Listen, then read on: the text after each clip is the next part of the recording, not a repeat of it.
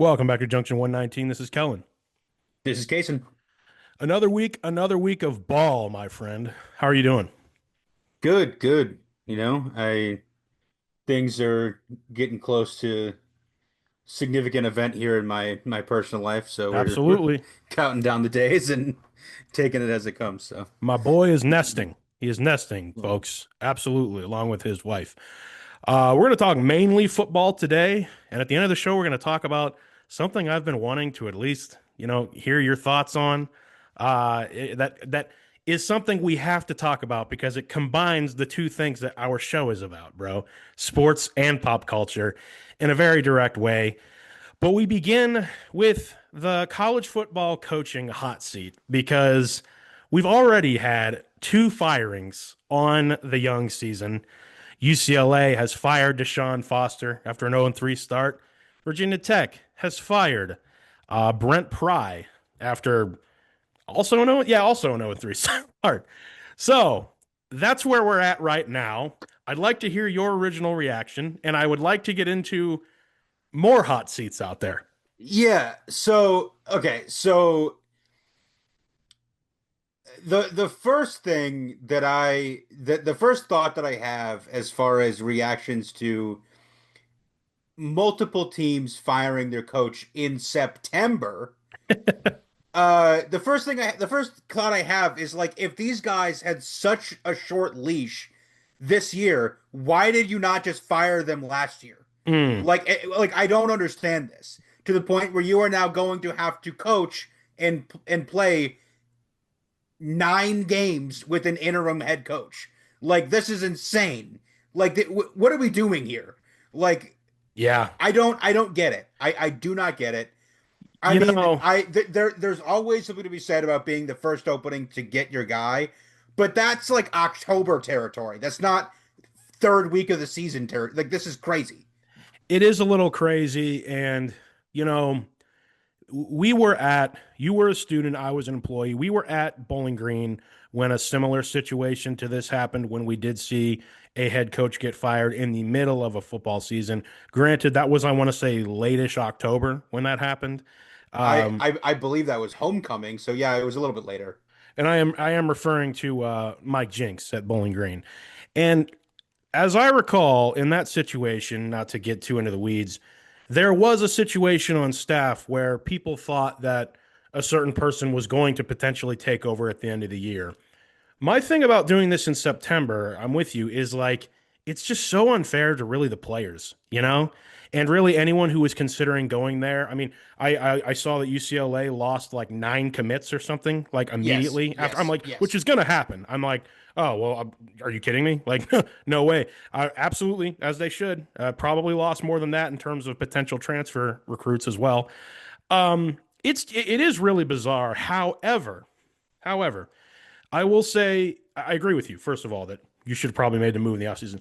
I will say, though, I think this is a little bit of what I am going to start referring to because of the Kurt Signetti effect. You get what I mean when I say that? This idea of, I think everyone's going to see like his first year at Indiana and how good they immediately were last year.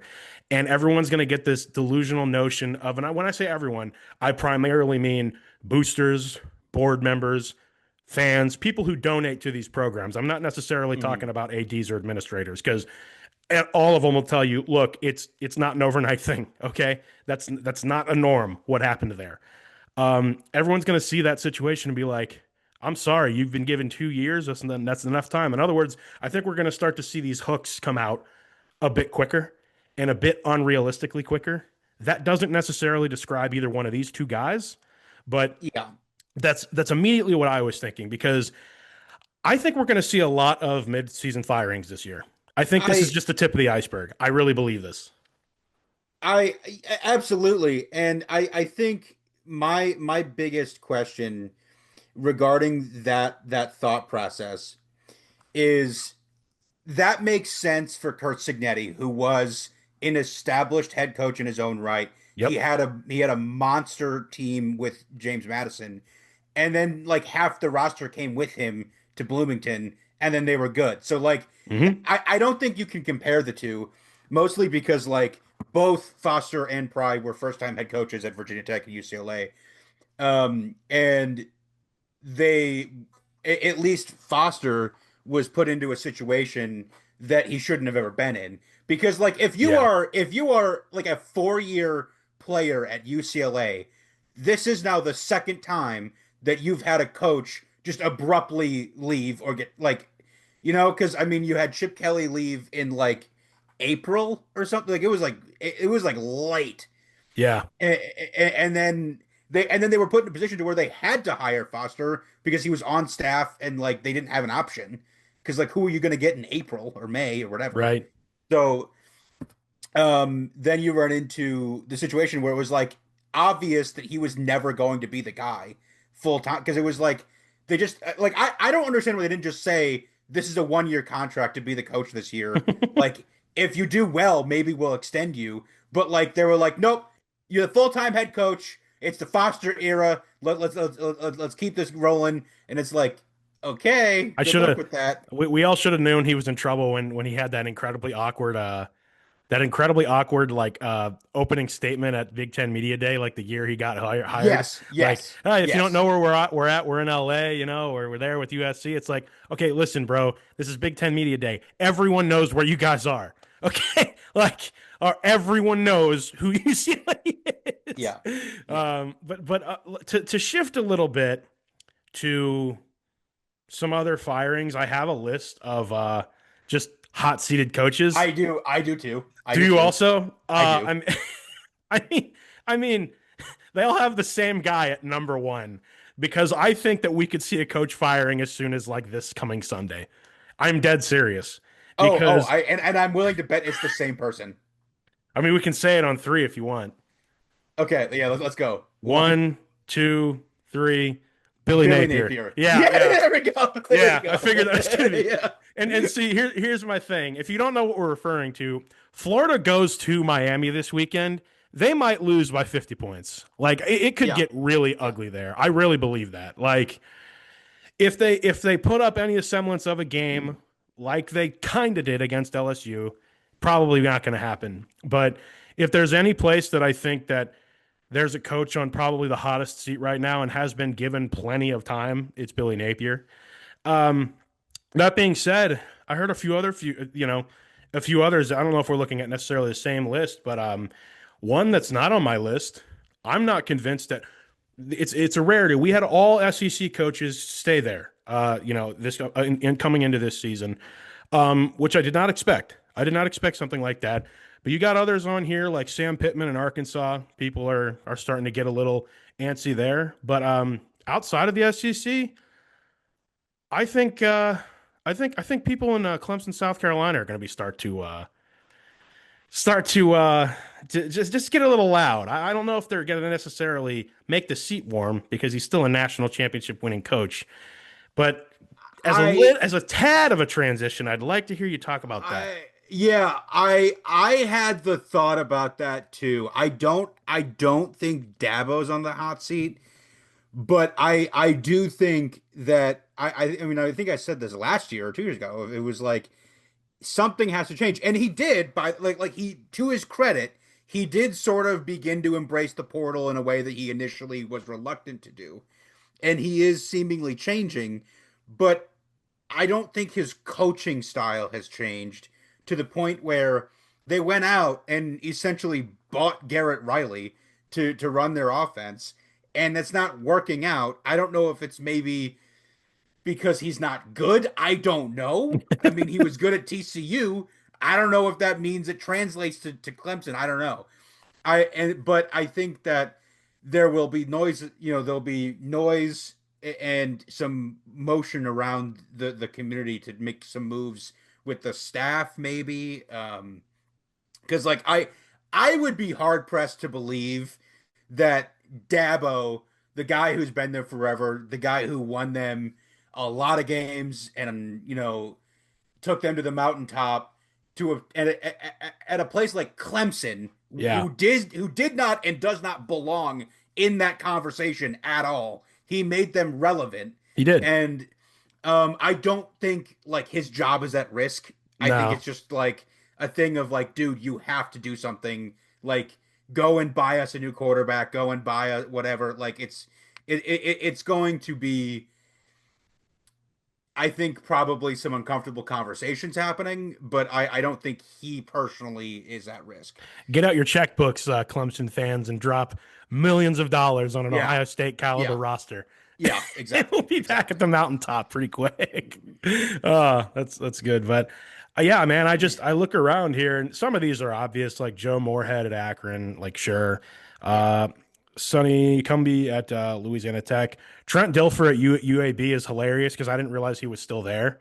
I was like, who thought that I was a good idea? they it got so it was the funny part about Trent Dilfer at UAB is that people were calling for his job last year because like he never should have gotten it in the first place. And then like at one point I remember I think the UAB AD had to like basically release a statement that was like, I have full confidence in Trent. He's our guy. And it was like, oh no.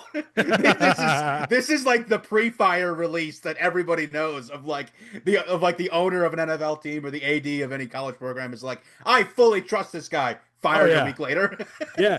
Well, and also just like there's another one here on this list that a lot of people are starting to say is getting a little loud, and it's going to be truly an end of an era for an entire generation of fans of this team. But Mike Gundy's on the hot Yeah, seat yeah. there at Oklahoma State. He's on my list. I Yeah. figured it was like over 15 years. He's been there since 2005, and he's been on staff there since 2001.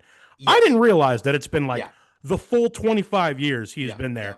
Because Yeah. obviously he's a man. He's 40. He gave us one of the greatest sound bites in the Yeah. history of press conferences. Well, Come after he's a me. I'm a man. He's man. like I'm 40. he's like 50 Now now, he's 55. I he's 50, he's 58 to be actually. Yeah, He's yeah, almost 60 yeah. actually. So that's actually kind of funny because so then the I'm a man, I'm 40 was like at the beginning of his coaching Yeah, tenure. it was. It was Um, like, man, this guy's a legend. so so yeah, the thing about Mike Gundy is that like credit to him, he's been there forever, and for the most part, he was relatively consistent during the whole time. But I think the problem with him now is that he's another one of those guys that I don't think does well in the NIL Yeah, portal era. He's yeah. another one of those guys who I don't think From the bygone era. um Yeah.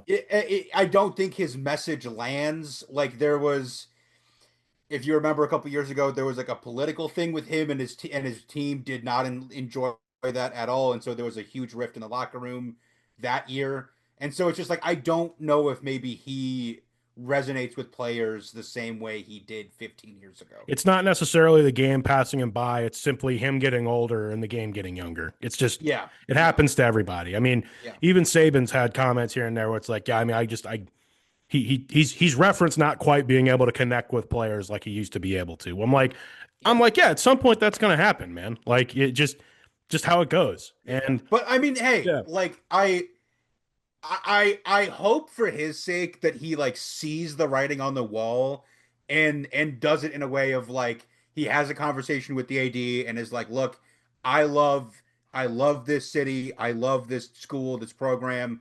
I don't want to hurt the program, so I will step back, give me some no-show job in the athletic department to learn about my yeah, no, I'm serious, retirement. dude. And Like, then like be the GM or something. Do like what yeah, Clausen like did. Like, just go fundraise. Like, I'm not even yeah, kidding. I Like, mean, just be some fundraiser for the department, I and don't. then let Yeah, some young guy come in and bring in an air raid offense that yeah. can rejuvenate the Yeah, interest of and the that's program. happening everywhere because it's like, well, I don't want to go anywhere. I raised my family here. I'm not going to go anywhere. And let's be real. If he like even if he was quote unquote fired or resigned or whatever, Oklahoma State fans are still going to love the guy. He doesn't have like good he hasn't worn out all of his goodwill with the program, barring he doesn't stay too much longer. That's what I'm saying is Yeah. like I hope that he understands that, and if there's a conversation to where like they say essentially you're fired, it'll be approached in a way of like they agree that he's quitting and Right. retiring. I don't know about you, but I did like the state of Oklahoma. I don't know anyone who's an Oklahoma or Oklahoma State fan, but it would be really interesting to kind of ask one. So if you know any Oklahoma State fans or alumni out there, I'd love to pick your brain as far as like what your thoughts about Gundy are, just because I genuinely don't know. It's not. Yeah. It's not our part of the country. Yeah, right, exactly. I so I'm moving on to my list. I have another coach in OSU on this list, Oregon State. I believe they're also 0-3. Trent Bray, he was on staff. He was hired kind of quickly when I Hmm. believe Jonathan Smith went to Michigan State, and so he stayed back and basically took the job after he left, kind of late in and that's another one of those things where it's kind of similar to the Foster situation, to where Yeah. they promoted an assistant, and then just because they need somebody, and it just doesn't go well. Because I mean, if you remember Jonathan Smith's last year that got him the Michigan State job, they Right. were really good. And then like this is the time period of like now they're about to reform like the rejuvenated Pac-12, and like this is the time when you want to be making some moves to be competitive, because like you're 0-3 and in the bottom of a two-team conference. Right. So it's like Yeah. you wanna try and like change and be competitive again in a new face conference when you're actually going to have some pretty tough competition. By the way, Um, my apologies there. My computer like froze. I thought I lost you for a second. That's why I kind of abruptly stopped oh talking. no, you're fine. Well, it's interesting you say that because on the list I have right after him, Trent Bray, I also have Sean Lewis here on San Diego State, which I disagree with more just because he hasn't been there very long. But I also think that if you're a fan of these teams, it's sort of like in the new Pac-12, I don't want to fall flat on our faces. Like here in like a year when we get when we get the Pac I conference back, the new one, the new the look yeah one. the other thing to keep in mind with these firings, that like I kind of want people to or that I really wish schools would understand, is like I don't really know what Sean Lewis's record is there, but schools need to understand their place, and they need to understand who they are. Right. Like Yeah. like San Diego State getting mad at Sean Lewis because they're not in the playoff. Like, excuse me? Like, please Hey excuse man, me? hey man, they're used to Kawhi Leonard levels of success, okay? Like, Not in the football yeah, program. correct. You're right, correct. Like, So it's I just kind of like look, if Sean Lewis is able to at least make your games entertaining and yeah, watchable, that's a win. Like, it's a win, and let's please like let's pump the brakes a little bit on some of these guys because yeah, it's a tough job, and you could argue it's tougher more than ever now. Just being a head football coach. Anymore, or do you want to transition to the weekend itself? yeah, the one other thought I had was just going to Sure. throw this out there too, kind of on a similar on like a similar tangent. Um, David Braun, the head coach at Northwestern. It's a very similar situation to when Pat Fitzgerald got fired Yeah, really, that's really abruptly, really late. They just kind of promote an assistant, and then it goes very underwhelmingly. And to Northwestern's credit, they do have a pretty long and storied, like, proud history of football, and so they should be a lot more competitive than what they have been. And their identity is what Pat Fitzgerald made it when he was there for 20 years. And you think of Northwestern as tough, defensive, you. physical, like it's a tough team to play. They're gonna give And you a ball so game. Yeah. and so I don't see them having that much of a short leash, or that much of a leash with this guy anymore, along with the fact of, kind of like I said with the Oregon State and Pac-12 thing, they're building a massive new stadium, and they want to be good when that thing opens. 100%. And so I can see them wanting to be like, all right, we can't put this product on this brand new field, so we have to go out and get somebody new. Of which, by the way, just throw it out there, Kevin Wilson. I Yeah. mean, Kevin Wilson was an assistant at Northwestern for a couple years back when they were good, before Pat Fitzgerald. He has big history in the Big Ten. Indiana coach, Ohio State assistant. I don't know. I mean, he seemingly like has lost his touch with the game of football, but we'll see how he does. And or we'll see what they want to do. But Kevin Wilson's an idea I have for a Big Ten opening. But That could be interesting. I will also say, for if you don't know, listeners, viewers, Casen is sympathetic because in our online dynasty, he's currently the head coach at Northwestern. So he literally feels the video game version of the pain And of yeah, yeah. and the And challenge of and being Northwestern in the let's Big just Ten. say my Yes. seat is equally as hot as this guy's. Oh, it might be hotter. I'm not even gonna Yeah. lie. It's probably Yeah. hotter. This Yeah. guy Yeah. doesn't know what he's doing. This is ridiculous. Give me the playbook. I certainly can't do a worse job. That's what they're saying. uh, There are protests in the street. that's funny. Okay. Anyway, moving on to the actual week that was college football. Yeah. I had a couple of games on my radar, but I got to give an unnamed shout out to one of my GAs who looked up and down and said, Vanderbilt is going to destroy South Carolina. He said that exact phrase to me. He's like, I think Vanderbilt's going to blow them out. And then they did. That was like hilarious. I was like, Wow. all right. Wow. Yeah, he called that 31-7 was your whooping that number 11 South Carolina got by Vanderbilt. A team that is legit. They're 3-0. They're now 1-0 in the SEC. A year ago, they were arriving when they took down Alabama, took them down like straight up, pillar to post, just beat them up. And now, like, oh my goodness, is Vandy like, are they real SEC contenders? Like, I don't know. Could they make it interesting down the stretch? Yeah. Like, Well, I mean, Vandy's been the most interesting they've been in years. in my And lifetime, so certainly. and so Yours. yeah, I mean the Diego Pavia experience is definitely a sight to behold. Tis indeed. Speaking of college hot seats, Alabama, beats Wisconsin. Luke Fickell's not looking too good there in Madison, in my personal Yeah, opinion. yeah. Wisconsin kind of has fallen off the face of the earth. I didn't really think to include Kalen DeBoer on this list because I thought that was kind of an assumed given. No, that's like a hat on a hat. Yeah, But yeah. yeah, Fickell, I do feel for Fickell because I don't know how good the Wisconsin job ended up being Yeah. in the context of like I I don't it's just I get what he's trying to do. It's just I don't know how good that Wisconsin job is anymore. Well, it also, Considering the fact, he also turned a historic ground and pound program into like an air raid, which is like yeah.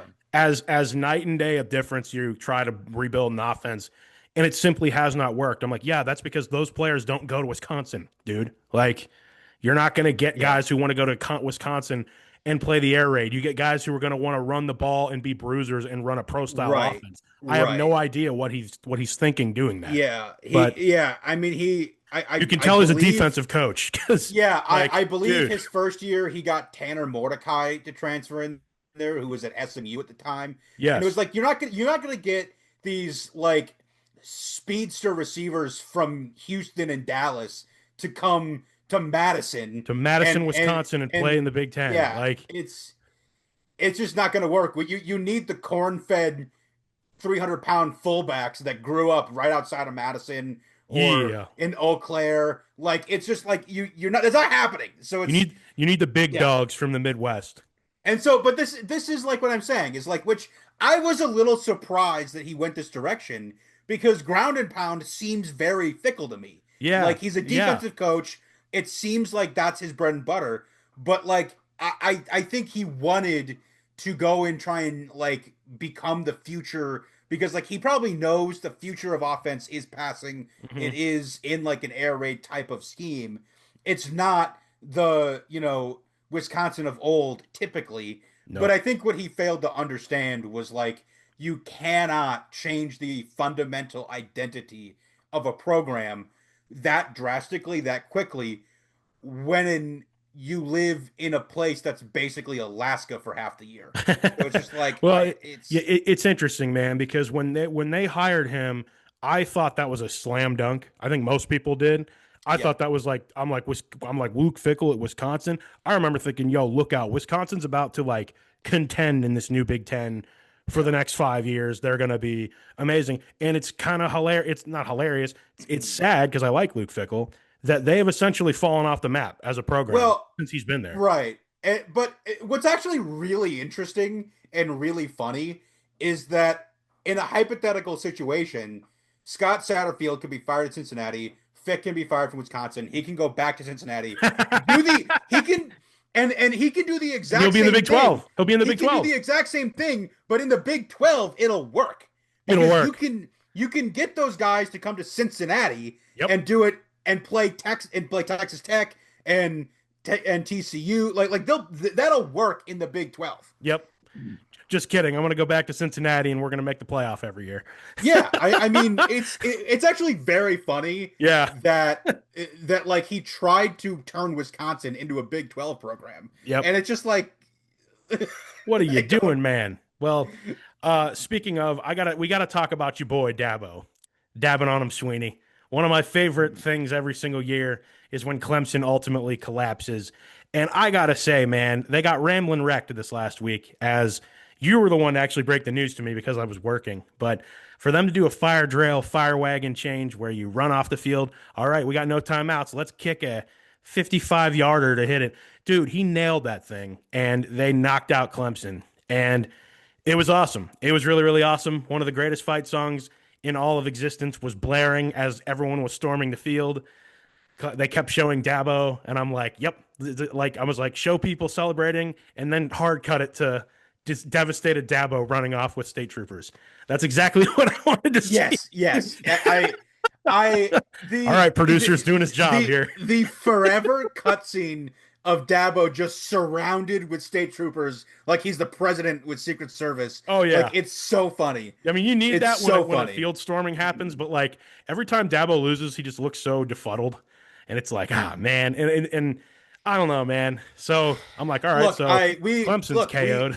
we've talked a lot about Haynes King. I mean, Haynes King is a monster. He's a I love machine. Haynes King. I mean, and like this is it's so funny because it's like you can see this stuff happen from a mile away. Like they almost did this to Georgia last year, Yep, and then it was just like like Georgia Tech credit they're a credit bunch to of them dogs. because they have become one of those teams that it's like you do not want to play them Nope. because like it can happen to anybody any given Saturday. If we were doing of the weeks this week, which we'll do at some point this year, they would be my absolute dogs of the week, the jackets of the week. Just those Oh yeah, guys absolutely, beating Clemson absolutely. the way they beat Clemson. Let's see here. Those were the main games I wanted to pull up here. There's another team here that's kind of emerging. I think Texas Tech could win the Big 12. We kind of said that. This is like the best Texas Tech team since Michael So Crabtree was on the so roster. the conversation surrounding Texas Tech is that they are really good. Yep. They got a really big transfer class and a really good one. And I think where that comes from is the fact that Texas Tech, from my understanding, I'm not from Texas, don't understand Texas, quite that much, but from what I have been able to interpret and see, Texas Tech is probably the richest donor base outside of Texas. And so that is now making Texas Tech just storm up the like leaderboards in terms of contending for players and being, heavily in the conversation as competitors. So people were hyping them up because of that, because the boosters are just dumping money in there to a degree that like no other school in Texas can compete with. Well, the other thing you got to know is I've learned actually a lot about Texas Tech as a school in the last year and a half because one of our GAs, his undergrad is Texas Tech, and he's from Texas. And he explained to us that not only is there truth in what you just said, but also out of all the Texas teams, Texas Tech is probably more. This is particularly the big schools in Texas. So like brand wise, so Texas, TCU, Texas A&M, SMU, and like Baylor and them. The two schools out of like all of Texas that are more college towny than arguably any other are like Baylor and Texas Tech. Lubbock is like by itself in like a Mm-hmm. cow town. It is where Texas Tech is, and Texas Tech is a true college town. Um, that is at times an advantage when you're trying to get certain athletes. I mean, they're dogs in basketball, men's basketball. They're generally great in every sport. They just had a run in softball this past year. And so, nearly winning the College World Series there, the Women's College World Series. So, like, Texas Tech is across the board just doing really well for that reason, but also just they're a very appealing school, especially if Yeah, you're in that yeah. state. And a lot of kids go there because you can stay within state for those perks you could be 4 to 5 hours away from where your parents live, but you are off in your own college Yeah, town. So yeah, it makes it yeah. a very appealing college I experience. have heard that like the Yeah. people of Lubbock are crazy for their Oh yeah. Rangers. Like I mean, that place is bananas. Obviously, Kent State traveled there, a couple they weeks also ago. like as essentially like the program that Leach built. Like they are huge. That's a huge football school. Oh yeah. As far as athletically, they've I mean, been it's a really good huge at everything school, and they really they've been don't play really a good at lot of. basketball recently.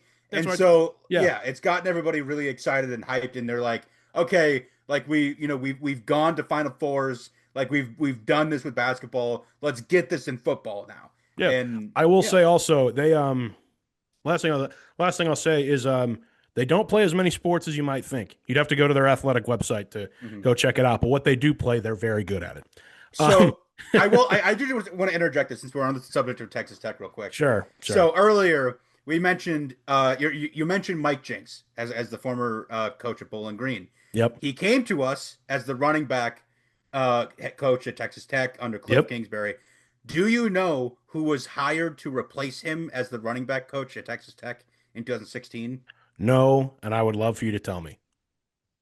Deshaun Foster, who just got fired from UCLA. Wow. That's a pull, man. That That's a is pull. that is a crazy fact and a That's a crazy carousel, connection. man. That's a carousel, man. Got to talk about the team on your hat because I thought it was amazing how it was a 7 point game in the third quarter against the Ohio Bobcats. Shout out to them. But I'm thinking to myself as an Ohio State fan, as an Ohio State fan, don't you got to be sitting there in the third quarter and being like, hey, can you guys stop screwing around and destroy this team?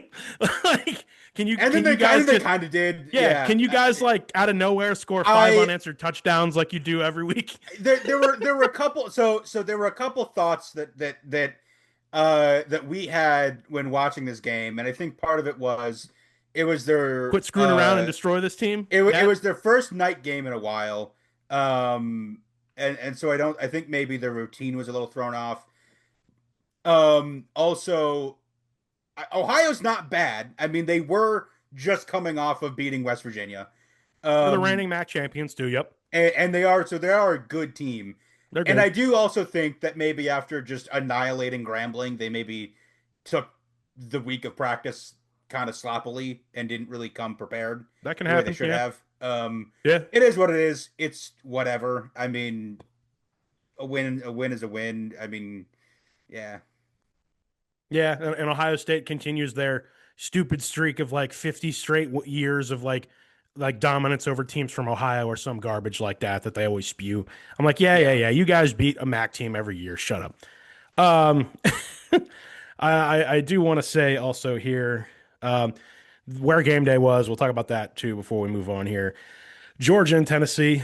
Um, I always say I'm like, doesn't Georgia like literally always beat Tennessee, and it's always like devastating for Tennessee? Like, doesn't that literally always happen?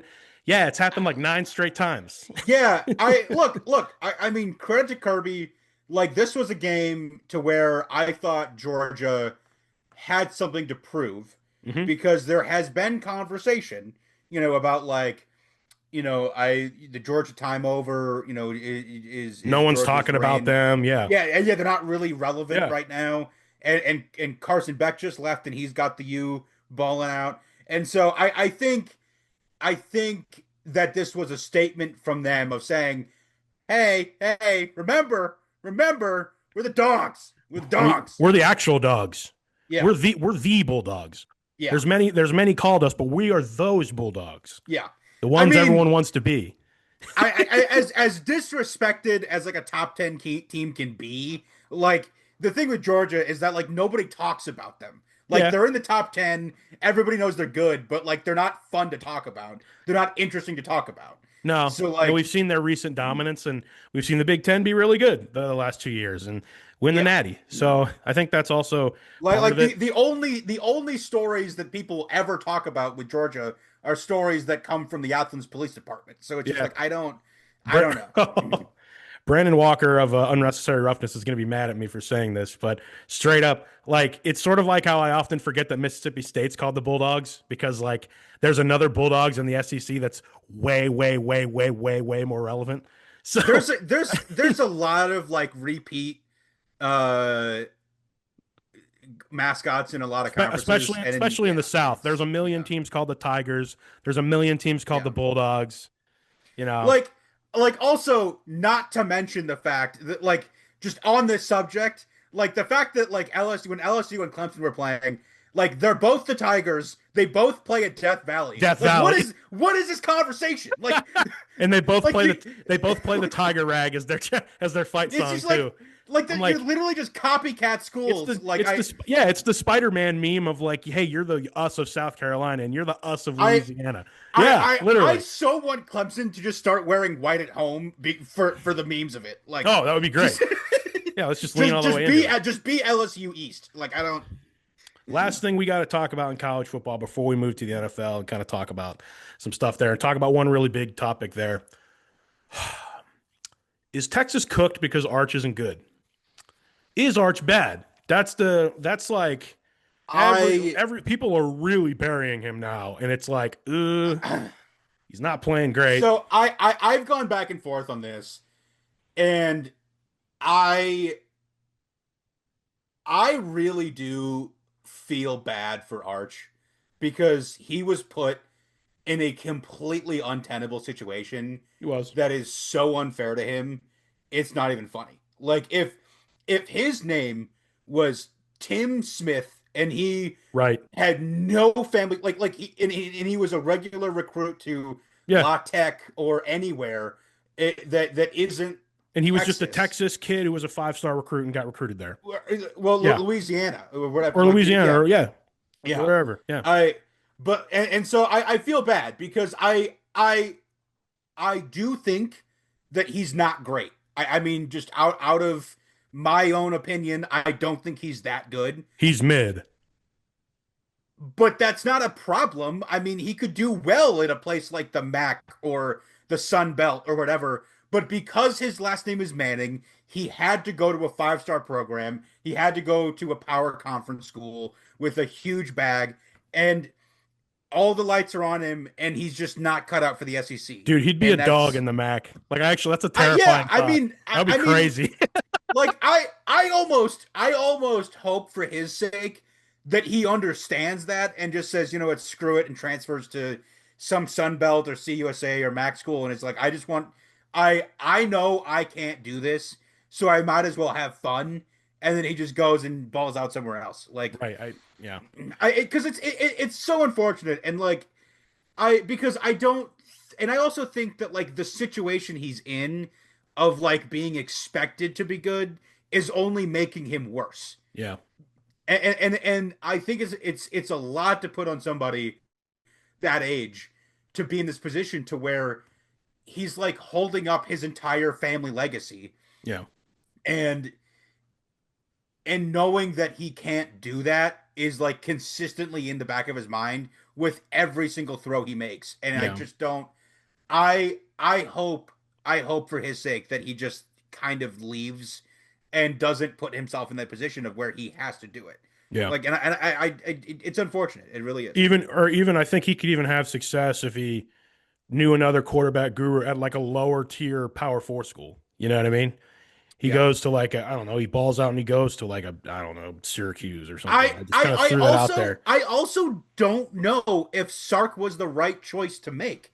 Yeah. Like, everybody thought he was going to go to Ole Miss, and I almost think that might have been better. Mm. I mean, I don't know. I just have never been that high on Sark, and I don't know why. It's just I never thought that like he was really that good at developing quarterbacks, Yeah. because it was kind of like you think about Sam Ellinger and Quinn Ewers, and it was kind of like none of those guys developed. Like, they were equally as good as when they left as when they started their first game. Yeah. Like, it was just kind of like like they just peaked at like whatever talent that they immediately had, and they never really developed beyond that. And like that was the whole Yeah. thing with all those guys. And like that's kind of why they all flamed out. And so I do think, for to some extent, Texas was the wrong choice for him to make. Well, and you know, he's going to stick it out there by all intents and purposes. I don't see him transferring. They've pretty much said that, you know, the integrity of wanting to play your whole career at one place is something. And the season is still very young. He still could get better over the course of this year. He's still got a tremendous amount of talent around him. It's clear to me, though, that having picked them to win the Natty over Penn State, like which is an arbitrary pick, obviously, it's just like for the sake of our show, also. But it's clear to me that if Texas does do a lot of winning this year, his direct play may not be where it really comes from.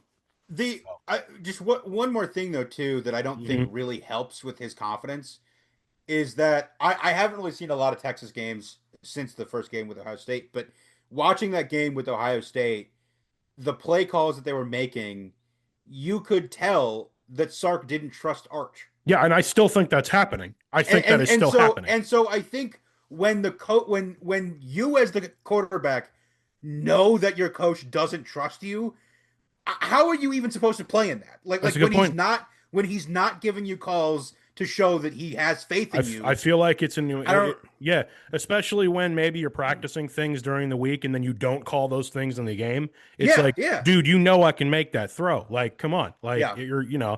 it's just another part of that thing in the back of your brain that you were talking about. And I will openly say, like, generally speaking, I'm not, we're not trying to pile on. Generally speaking, like generally, I'm rooting for the guy, like I am.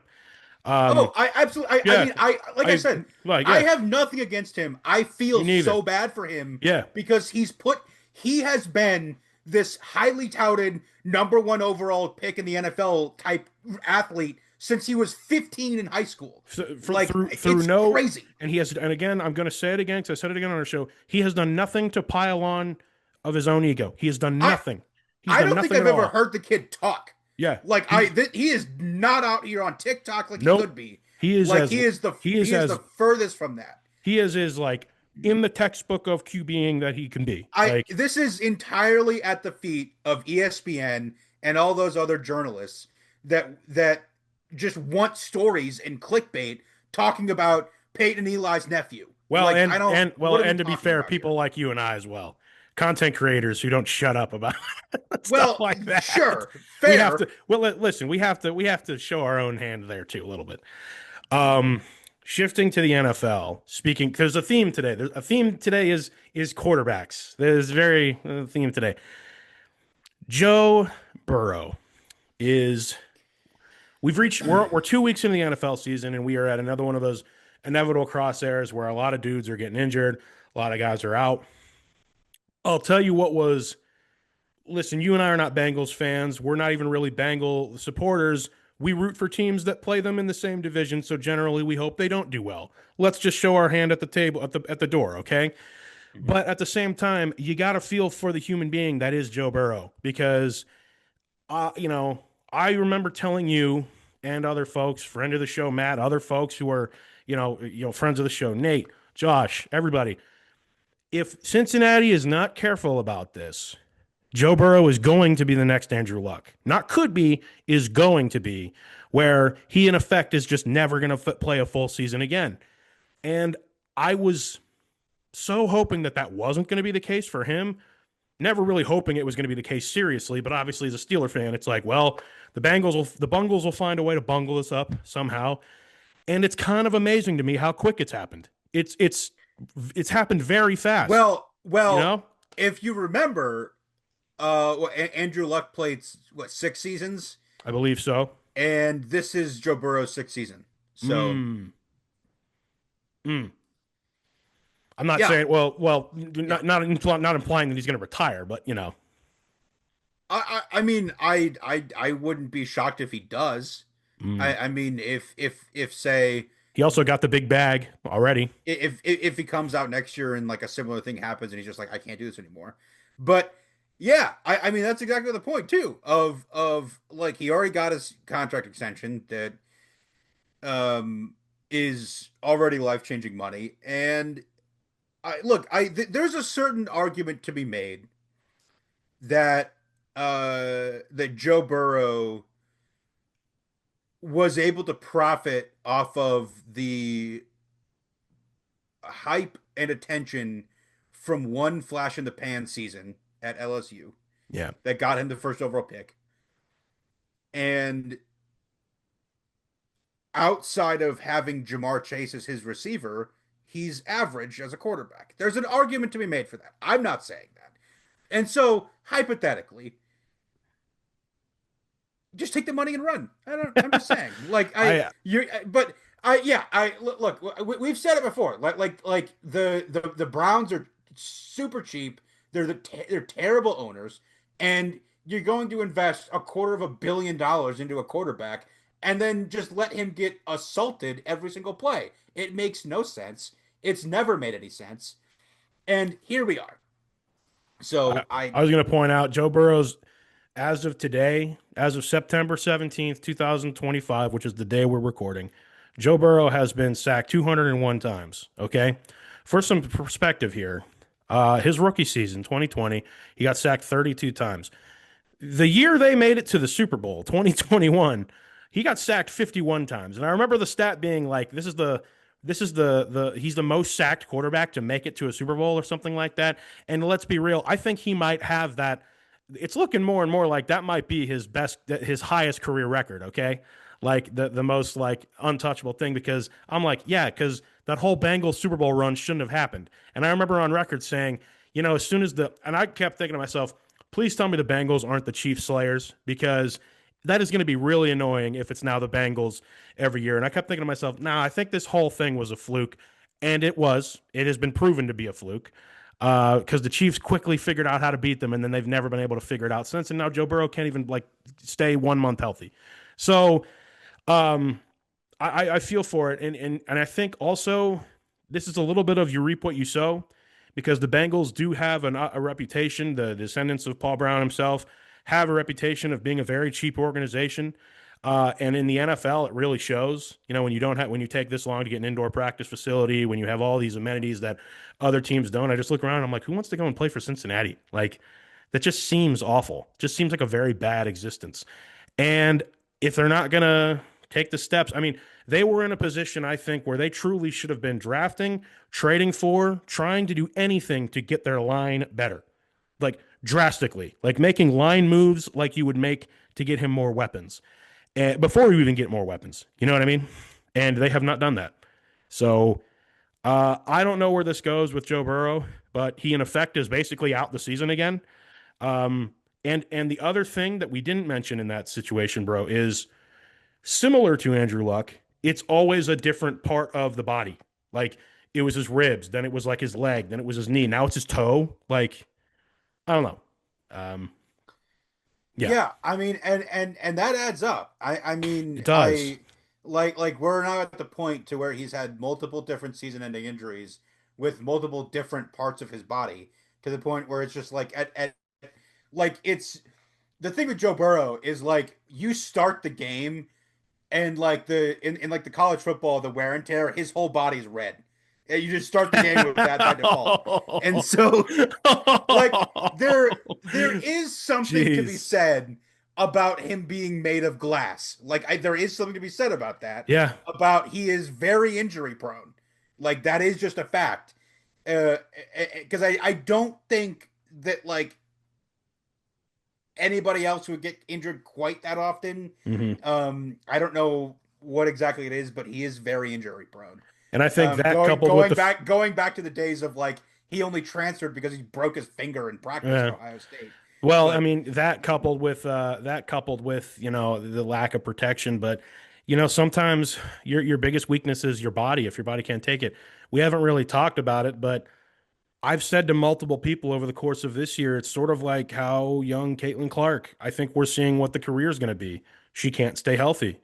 It's not her fault, and honestly, there's no amount of rehabbing or strength conditioning you can do if you're just injury prone. Your body, as you age, is just not cut out for a full season, I'll say, of professional sports. Where otherwise you're healthy. It's happened to plenty of folks. Mhm. We might be, and I Bro, you're right. It is the sixth season. When you said that, I was like, it is his sixth year in the league, isn't it? It was, time flies, man. It's I was crazy like, I was like, because wow, you're right. Like, it's crazy because I think he's missed like 3 whole seasons. right. Well, if you add it Like up, like, like, I'm like, it like doesn't it's feel that long because he's never it on the does field. not it doesn't feel that way at all. But yeah, it's crazy. And what's interesting is I remember feeling the same way about Andrew Luck at one point. I'm like, yeah, Andrew Luck's supposed to be the Colts quarterback, but he's just never there anymore because he's always injured. And then during preseason, it's like, yeah, Andrew Luck's retiring. Yeah, I bet he is. Makes sense. So I don't know. Andrew Luck had a lot of things going on outside of football. You know, Joe Burrow seemingly does too. I don't know what the man's life is like. I do genuinely wish him the best. He seems like a great representative of the state of Ohio, quite frankly. It's just a shame that this is happening. And of course, it's the Bengals. You know what I mean? So, in the meanwhile, Casen, the division just became a regular old two team race again, like it always is in the AFC North. Not counting your team because your team's bad. Yeah, Um, yeah, very, so very. anyway, quite literally, it is kind of amazing how the more things change, the more they change and stay the same. I'm like, oh, okay, so the Ravens are pretty good, the Steelers are okay, the Bengals and Browns suck. Well, yeah, Yep, it's like I'm 5 years yep, old again. yep, It's yep. like it's like most of the Yeah. most years of my childhood growing. De death, taxes, and the Browns and Bengals in the basement. That's Yep. about how that Death works. taxes, Yeah. the Browns and the Bengals in the basement, and the Steelers usually destroying the Browns once a year, at least once. That is if we don't split, which is becoming the norm. But anyway, Yeah. getting to the league, getting to the NFL, it was another week of ball. Are there any games in particular you want to talk about? Because there are a few I want to talk about. Yeah, I mean the first thing I at least wanted to bring up and just sort of address was we talked since we're talking about Andrew Luck. Like are the Colts like the team of destiny here with Dude, like or say Juju? yo, Because like in what universe does Daniel Jones come in and just become the greatest quarterback of all time? in all seriousness, let's talk about that a second. And that was on my short list of things to talk about today. So, I if yeah, go you ahead. didn't see it, the Colts are now 2-0 after beating the Broncos 29-28. And the doors off of the Dolphins to start the year. Yes, yes. And I remember had that stat a week ago that Daniel Jones like scored on every single possession or whatever that first game. I had this thought, and I want to point it out. Obviously, the late Jim Irsay, he passed away not long before the season started, really, Mhm. about a month before the year started. And they immediately announced that his three daughters were going to essentially take over the front office, take over ownership of the team. Mhm. And it sounds like that wasn't like an impromptu thing. It sounds like that Jim always intended for that to be whenever it is that I go, they're going to Mhm. step in. I don't think he had planned it for it to be so soon, but he stepped in, There was a succession plan in place. 100%. Yeah, Yeah. yeah. And to be real, let's be honest. Jim and his crew there, some of the better owners in the NFL, flat out, because Jim always didn't want it to be the circus it was under his dad, Yeah. which it You generally can was not. Yeah, you go can ahead. you can say anything you want about the decisions that they made, but you cannot say that Jim Irsay and the Irsay family don't care. Oh, they They care. They care they about winning. their life is that team. Their life And, is that and team. so say what you want about their decisions being bad or whatever, but Yeah, they have been the lifeblood of that franchise they forever. they draft really well. They develop really well. They're rarely in the basement. They make good player decisions. And I'll tell you what, I had this thought. I had this real thought. I'm like, watch his daughters come in there and they just turn into like the Chiefs. I had this thought of like, what if they go in there and literally there was that viral image of Carly Ursay Gordon on the I was gonna sideline. I was gonna say that of I like was like, the whoa. image of her on the sideline with the earpiece writing down notes. I'm like, Mm-hmm. oh, she is a psychopath. Oh, Like this is nuts. I was sitting myself. I'm like, man, if I was a fan of a team in the AFC South, I'd be very worried. I'd be like, oh man, Yeah, yeah, yeah. are they just gonna turn into like juggernauts now because these three are just on top of it? And legitimately, like they all are apparently doing different. They all have different Yeah, tasks of the yeah. ownership, and it is a by committee thing. Like no, like it's a trust of like they don't make decisions in a vacuum and stuff. I would imagine that there's a pretty incredible group chat that they have that exists. And so for me to see that, and apparently she was asked about that, and it's like, yeah, it's because I want to know, that the people we hire know what they're talking about. And I'm like, oh, hey, that would certainly, make me want to like. I hear that and I'm like, if I'm a coach or a member of this personnel, I want to succeed for these people, like 100%. there You know, there is something to it's be said it's awesome. about like there is something to be said about like spinning that in a way of like maybe that's micromanaging, like you have the owner breathing down the back of your neck.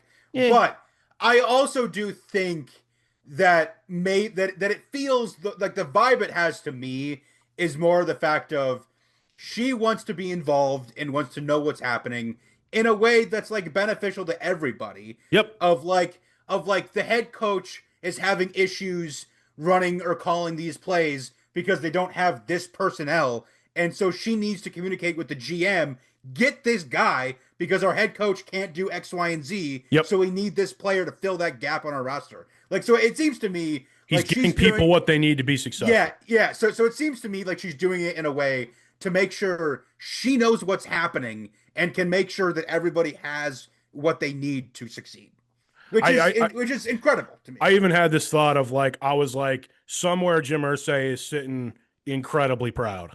It's like seeing this image like go viral and their team's 2-0. He's like, yep, my girl's got this. You know what I mean? So, yeah, Which I mean, there was always like that's awesome. there was always sort of the like chaotic evil and chaotic good nature about Jim Irsay and Jerry Jones, and like because like they were both like relatively involved owners that were kind of like the same vibe, but like Irsay was like not quite as crazy as Well, Jerry. Ursay, well, honest to goodness, you want to know what the real difference is? Ursay knows hire a GM to be a GM. Yeah, yeah, I'm yeah. not even kidding. How many times have we I sat here and said if Jerry Jones would just be the owner and hire a good GM, the Cowboys look, would be great. look. Like I really believe that. Yeah. Let It's me give you stupid to me. a tip. Let me Yeah. give you a tip Yeah. to Jerry. I All you need to do is hire a GM to run the game or to run the business, and then just sit back and tweet when the roof is open or not. Like Yeah. that's all you need to do.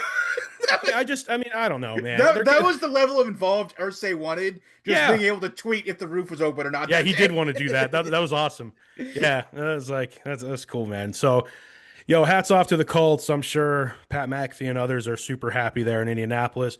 I'm rooting for that situation. Hope it continues. And also just AFC South, look out. The Colts might be like good, like good. Yeah, yeah, yeah. Like playoff good. No, This look, I mean, look, I'll say I have nothing against the Colts. I if you ever step foot in Lucas Oil Stadium, it is like it's a newer stadium, but like you feel like you're walking into a cathedral of football. yeah, It is it's like a top it five it, it stadium in the league. it's crazy. It's like it's the house that Peyton built, and it is outlandish. Just kind of the feeling you get when you go in there. There's a reason. And There's also a reason why they still hold the combine there every year. yeah, it Yeah. is a different feeling, and I think it definitely contributes as to why the Colts are never bad. Hmm. Yeah. And so you run into the situation like if you're never bad, then you can run into these years every once in a while where you can just capture lightning in a bottle and just be really good. Yes. Speaking of really good or really bad, the Lions hung 52 points on the Bears in a display that was kind of hilarious. And Yeah, yeah. I say hilarious because, oh boy, the Bears are a bottom four team again. Shocker. Uh, I would say worse than your Browns. I think that's true. But I will say, I'm not convinced that the Lions are going to be okay without Ben Johnson. I just think the Bears are that bad. And it's like they went to Detroit. Detroit's mad about the previous week. Let's just demolish them. They're Whenever they're 50 points they're are hung in the NFL, it's wild. they're mad about Ben Johnson. Yeah, they're mad about Ben Johnson. I would imagine. And they wanted to do that to him. And so they did it to him. Yeah. Yeah. I look, I think this was definitely a thing to where I said it at the time. I don't know how the Ben Johnson Bears thing's gonna go because that just does not fit the vibe of Ben Johnson. And And it's the I Bears. don't and I have had a lot of questions about Caleb Williams. I mean, there's a lot of questions just about how that's gonna go. And I don't think there's a lot of great headlines coming out about the relationship so far. It is getting to the point with Caleb Williams where it's like, hey, what do you do all week? Like, real question. What do you do all week in preparation for the next week? Because it looks like nothing. I could make a joke, but I'll refrain. Oh yeah, you Yeah, can't. yeah. I wanted to talk Yeah. about. Yeah. I don't know. I mean, this is a kind of remains to be seen type of game to where it's like, I don't know. We'll see if the Lions are still this good when they play an actually good opponent. But I don't know. So we also had a rematch of this past Super Bowl this past week as well, and the Eagles won it 20-17. The Chiefs are 0-2 and are not looking great. It was not a blowout. I didn't necessarily think it was going to be either, but I did think the Eagles would win, and they did. Go ahead. Yeah. I mean, my initial thoughts to start this are I don't think the Chiefs. So I'll first say that most of the headlines coming out of this game are about the Chiefs being awful, and I don't think the Chiefs are necessarily that much worse than they were last year. Like you could see all of the season last year, their offense looked this bad. Yeah. That like the only difference is they got like one extra bounce that helped them win the game. Like the only difference would be that like instead of that drop pass that turned into an interception at the goal line, that wouldn't have happened last year. And then now it's happening to where and so it's not like they're that much worse. It's just kind of like they're not getting the bounces that they got last year. Um Along with the fact that they don't have their two top receivers. So not a great position to be in. I think that it's a big trend and there's something going on to where like whatever the magic that they had to with like making stuff work, Yeah. like they just don't have it anymore. And like it's probably the Matt Nagy juju, like running off, like rubbing off on the team, making the team suck again. I don't know, but like their offensive line is atrocious. Like that is along the concept of like the Bengals. Like they they are doing Mahomes a complete disservice with this offensive line they're trotting out there. Well, I would also say I just think part of this is just that they're an aging team. I mean, they're Yeah. they're an Oh aging yeah. Yeah. dynasty. All of these guys are older. Travis looks old. Like he is actively not doing well. He is directly not making plays that are contributing to their losing, both this week and last week.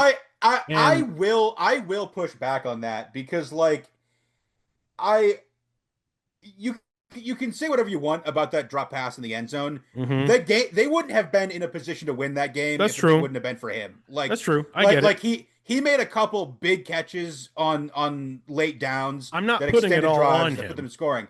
But like you're seeing that Yeah, he's I'm making not. those mistakes that he never makes. Yeah, don't And get it so twisted. I'm not putting it all on him or yeah, anything. It's a yeah, collective. It's just they've yeah. gotten old. The league has started to figure them out.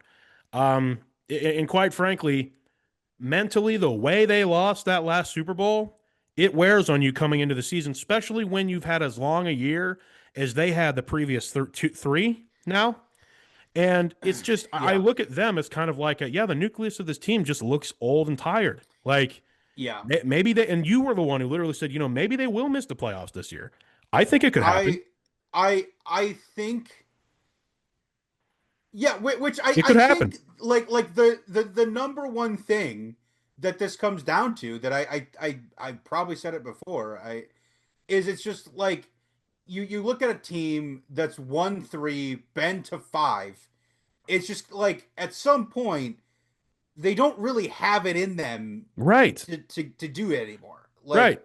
Like playing until the middle of February every year for 5 years kind of gets to you. Like Yeah. it's I mean, the fact that a team made it to four straight Super Bowls at all at any point in history is a borderline miracle. Like, I mean, honestly, I mean, just the amount of things that have to go right and other stuff go wrong for that to happen.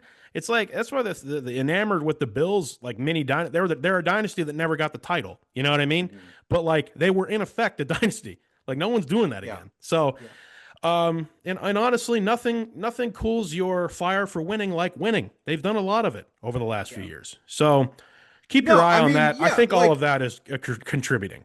yeah, I mean, I like going to five, what is it, 5 out of 6 Super Bowls in like in a 6 year time frame, like it's it's hard. I mean, and like I don't think, That's like almost 80 games over the course of like 5 years if you consider 20 a year.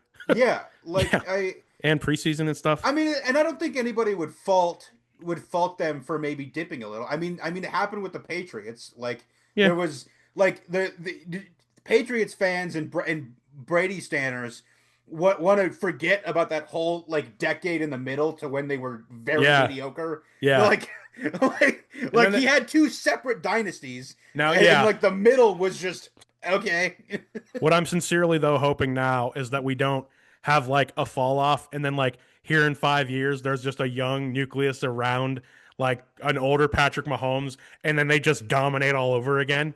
Oh, That's there what's will gonna. be. That's There what's there gonna. will No, be. no, There there will won't be. be. I refused. No, I refuse to believe that it's gonna happen twice, or else something more nefarious is going on. Okay, and that's the perfect transition to our final topic. All right, if you're done talking about the NFL, I just wanted to ask that.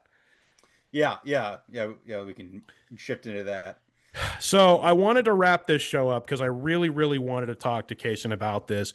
If you're not familiar, which you probably have seen it because they are playing trailers for this film on a lot of football, networks. It's they're working it into football, marketing and stuff. Been in theaters for a while. Like the trailers have been in theaters for a while too. Yeah, the trailers have been in theaters for a while. There is a movie that is directed by Justin Tipping and produced by Jordan Peele, who's become a horror movie mastermind that we never knew he was, quite frankly, in the Key and Peele days. Called Him. The movie is called Him, and if you're not familiar with it, it is a sports thriller slash horror movie that is coming out this week. It'll be out this Friday in theaters. You can go see it if you want, if it's your cup of tea. And literally, the movie stars. I want to pull this up. Cast because the one guy stars Tyreek Withers as an up and coming quarterback, like guy who's about like going to be the first overall pick or whatever. And Marlon Wayans, comedy actor, plays this quarterback who is like this universe's Tom Brady. Essentially, he is like 8 championships. He's an aging quarterback. He's near retirement. And essentially, he invites this young quarterback to like an isolated compound, which when I read that, I'm like, all right, that already sounds bad. But like, isolated compound for like private, you know, training. I guess I'm guessing this is probably like before the draft or whatever, or after the draft, before the season, or whatever. And things go a very nefarious direction as it seems that this dude, whose name is Isaiah White, Marlon Wayne's character, is doing some very nefarious things that may or may not be supernatural, that may or may not have contributed to him being like considered the GOAT of quarterbacking. There's a lot of allegory. That literally, it's a fictional team. Literally, the team he plays for is called the San Antonio Saviors. I'm sure there's got to be a biblical nondescript Hmm. meaning here, symbolism within the storytelling. The trailers have me very fascinated because I'll be honest, I never thought a movie like this was really possible, like these two genres, sports and a horror film. And obviously, we can't really get into details. We don't plan to review this movie. This isn't something that there's going to be an immediate review of or whatever. I just want to kind of preview it and ask, what are your thoughts on this thing, Kason? I have my own, Yeah. but yeah, So I look, I'm not, really a horror guy. I don't really love like thriller movies like that sure. a ton. But I do find the concept intriguing. I know that it definitely the subject matter. I know when I first saw the trailer, um, it probably would have been before one of the movies that we reviewed here. I don't remember when the Well, first one. there's a teaser that I, came out around the draft, and now the real trailer came out like a month ago. yeah, Oh yeah, yeah, yeah. I think when I first saw it, I was like, oh, that's a really interesting idea. Yeah, it is, isn't And it? so yeah, I'm intrigued, I guess, to see the directions it takes. And I think, the influence from Jordan Peele probably gives a hint at that. I'm sure there'll be a lot of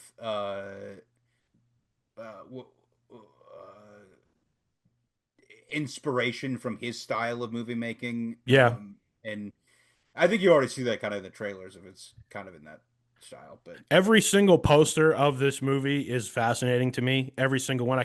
Can't really describe them, but you can go and look them up for yourself. There's a lot of nefarious imagery. There's a demonic looking kind of imagery as Mhm. well. Kind of I have my own theories of how the film is going to go and where the twist could be, not based on anything. Go ahead. You look like Well, you. I was just saying that, like, as the official Tom Brady documentary movie, I'm very excited to see what was really happening to contribute to that dynasty. Yeah, yeah, actually, yeah. That's actually what where I want to see what happened. I want to see what crazy non-natural crap you guys did to make this happen a couple of times, Mhm. and seemingly Mahomes too. Yeah, Just that's Mahomes going for I love Tom how Brady's one of the compound. comments immediately was like, why does the actor look like Patrick Mahomes that plays Cameron Cade, this upcoming Yeah, quarterback? they should have just gotten Dylan Raiola to play that character. That would have been too on the nose, okay? Like Yeah, we still need actual actors. Gotta be serious for a second and say, very cool that they have Marlon Wayans do this because he's a comedy actor. He's not known for this kind of stuff, but people are saying I feel like potential he's Oscar. done. I feel like Yeah, he's done drama before. I don't remember. I think he's done it I think he before, actually also has some theater in his background too. But probably. but legitimately, that's the thing about comedy actors. I just think there's this stereotype that people think they just can't act. I'm like, you realize there's a reason why these characters are funny, right? Because these people can act, like obviously. People are saying, Oscar buzz potentially for this. I'm like, that would be cool. That would be really cool because I he certainly Yeah, looks I like mean it would he be. certainly Would looks be. very scary in the trailers. Um, so keep your It eyes would on be. that. That's just something that I wanted to mash up, just because I never thought we would get anything of this nature. I am a little bit worried that it's Wednesday, the time we're recording this, and the embargo on the red Rotten Tomato score is still not lifted yet. That is a That's right. little. I Yeah, go ahead. He was in Requiem for a Dream, or Requiem for a Requiem Dream. for a Dream. Yeah, he was in that. I've never seen that movie, so there you Yeah, go. I mean, yeah. So I knew he was in something kind of psychological thriller before. that's an incredibly heavy movie from what I hear. But I'm very interested in this. I've really enjoyed. I'll go and say what I think the twist is now. It's just the twist. I think there is. I'm not going to say exactly what it is. I do think there is a little bit of this, like he's grooming this young quarterback for in reincarnation of some kind. Like I think they're going to find that this is like maybe the power of the goat has been passed on for generations, and and the cycle starts anew and everything. I think Oh so. I yeah, think I yeah. just wanted to say what I think could happen so that if I did theorize it, like it's like That Kellen called it. there's like a soul that passes down from each goat to the next goat. Yeah, or like the devil himself or whatever, because they've Yeah, depicted Marlon Wayans as like, a lot of that imagery. Regardless of what it is, I think something like that could be going on here. It's fascinating, and there's going to be social commentary because Jordan Peele's very good at working that in there, and he's very good at making movies that make you think about our society, and quite frankly, how much craze there are and how much pressure we put on like professional athletes and stuff like that, of like what it takes to perform that high of a level. You know what I mean? With as hard as it is to become a professional athlete in general, and then how much better you have to be to have like a Hall of Fame career. You know what I mean? yeah, As we sat here and talked about how like we talk about journeyman quarterback like they wouldn't just completely annihilate us on a pickup football field. You know what I mean? Like, yeah. absolutely wouldn't. But it's like, yeah, but well, the NFL's hard. Well, like, what does it take to be the quote unquote GOAT? So, yeah, that's all I got on this movie. I just kind of wanted to talk about that I find it interesting as concept for a film. And if you are a horror movie fan and you do go see it, which I'm not planning to this weekend, I do want to watch this at some point. Let me know how it is, your thoughts, and just, where it stands in the genre, kind of all its own. So that's all we got, brother. You got any final thoughts? Uh,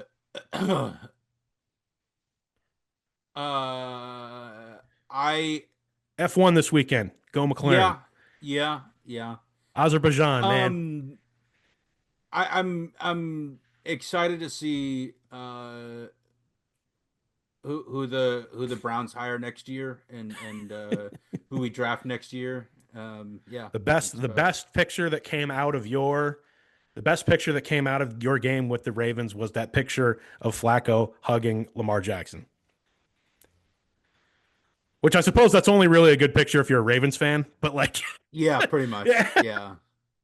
Casen sitting here like I I didn't like that at all. I mean, like I'm sure he doesn't because he's a nice guy, but if I was Joe Flacco, I would hate Lamar Jackson. Yeah, I was Like gonna I, say I like would low key, I would yeah. despise I was him like, yeah, as a human you're the being. guy who ran me out of town. Like you ended my career. Yeah, yeah. Crazy, man. Well, but it didn't end his career. Comeback player of the year, dog, or Well, one of them. yeah. Anyway, that is our show for this week. Thank you so much, everybody, for listening, watching. Let us know your thoughts as you usually do. This is Kellan, This is Casen. and as always, we'll see you on the next stop.